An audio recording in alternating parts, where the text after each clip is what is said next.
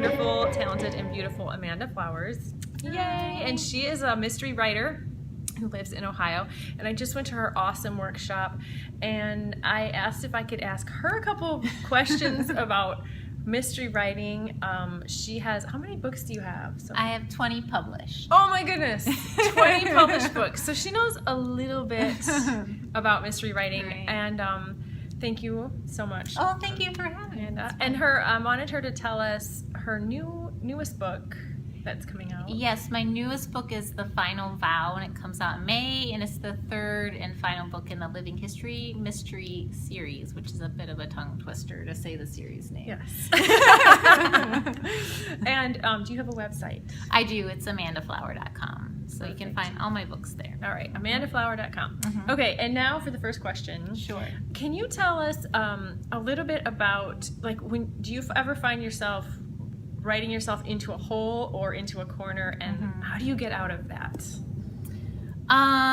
The way I get out of that is by rewriting. So I typically write a fast draft first, and I kind of think of when I write, it's like making a cake. So I have the cake to start, but there's no icing or any decoration on it. It's just a cake, and it's kind of ugly, actually.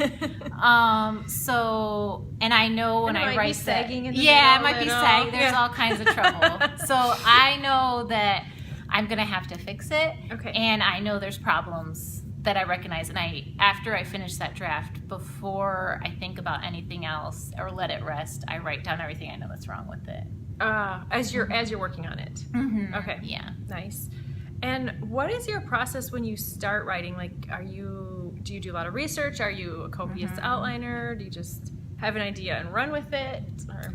Yeah, I do a lot of research because I'm also a librarian by trade. I don't know if you can be a librarian by trade now. No, that I you think of it. can. But I am. Yeah. So when I'm gonna write a new series, I spend a lot of time researching it. But as far as the story itself, I just kind of start writing. I don't have an outline. Okay. So I have that kind of background thing, maybe of the history or whatever I researched in the back of my mind while I'm starting to draft. Okay. All right. And do you have characters in mind, or just before you start? Yeah. I do usually, because I sell my books on proposal now. So usually to do that, like, they want 3 chapters and a synopsis. So I have something kind of loose, but all the editors I work with now know that the synopsis is just not true. So they required. Right. It's just like filing paperwork. So the first 3 chapters tend to stay pretty close to what they are. Okay. But after that, it kind of goes off the rails, and they just kind of know that's my process. That's good. That's good. They have a lot of trust in you. Yes, that's good. Awesome. Okay, and then last question. Since we have a lot of people who write mysteries and are into crime genre, what advice do you have for people creating this genre? I would say that, write mystery because you love the solving of the puzzle.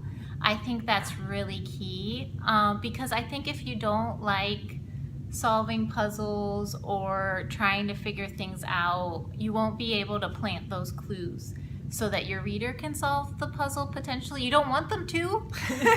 You want them to get it wrong and then agree with you in the end. But if you don't like that kind of thinking, or you can't operate that way, I think it would be really hard. But in general, for any writer, I would just say, I tell people all the time, trying to get published is trying to, like, beating your head on a locked door. So you just have to keep beating, and then eventually it cracks open. Like, it's very much about persistence. Yes. Yes. Very much. Well, it has cracked open wide for you. Oh, thanks. She is delightful. She had a great workshop, and thank you so much. Thank you. Please visit her at Amanda Flower, singular, oneflower.com. Okay. And join us next week. Thanks. Bye. Bye.